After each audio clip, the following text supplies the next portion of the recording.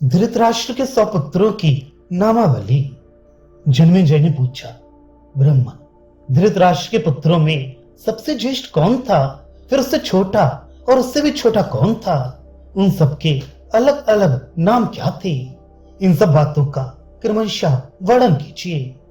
वैशंपायन जी ने कहा, जन्मेजय, धृतराष्ट्र के पुत्रों के नाम क्रमशः ये हैं: दुर्योधन, युयुत्सु, दुशासन, दुस्सह, दुश्शल, जलसंध, सम, सह, विंद, अनविंद, दुर्धर्ष, सुबाहु, दुष्प्रघर्षण, दुर्मर्षण, दुर्मुख, दुष्कर्ण, कर्ण, विविशंति, विकर्ण, शल, सत्व, सुलोचन, चित्र, उपचित्र, चित्राक्ष, चारों चित्र शरासन, जिसे चित्रचाप भी कहते हैं, दुर्मद, दुर्विगाह, विविस्सु, विकटानन, दूसरा नाम विकट, ओणनाभ, सुनाभ, दूसरा नाम पद्मनाभ, नंद, उपनंद, चित्रबाण, दूसरा नाम चित्रबाहु, चित्रवर्मा, सुवर्मा, दुर्विरोचन, अयोबाहु, महाबाहु, चित्रहंग, जिसे चित्रांगद भी कहते हैं, चित्रकुंडल,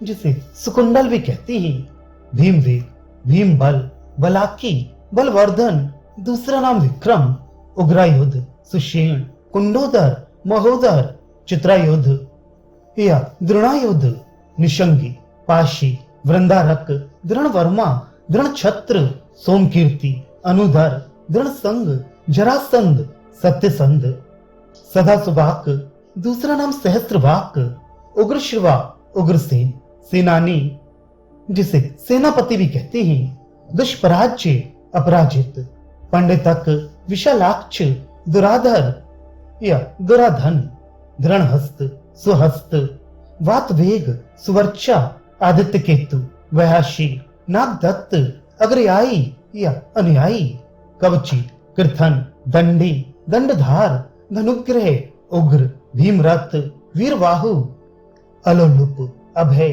रौद्रकर्मा, दृढ़ रथाश्रय या दृढ़ रथ, अनादृश्य, कुंडभेदी, विरावी, विचित्र कुंडलों से सुशोभित प्रमथ, प्रमाथी, वीरवान, दीर्घ रोमा या दीर्घलोचन, दीर्घबाहु, महाबाहु, व्यूढोरु, कनक ध्वज, दूसरा नाम कंकांगद, कुंडाशी, दूसरा नाम कुंडज तथा विरजा।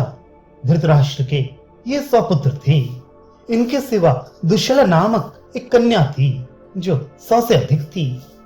राजन, इस प्रकार धृतराष्ट्र के 100 पुत्र और 100 के अतिरिक्त एक कन्या बताई गई। राजन, जिस क्रम से इनके नाम लिए गए हैं उसी क्रम से इनका जन्म हुआ समझो। ये सभी अतिरथी शूरवीर थे। सबने युद्ध विद्या में निपुणता प्राप्त कर ली थी। सबके सब वेदों के विद्वान तथा संपूर्ण अस्त्र विद्या के मर्मज्ञ थे।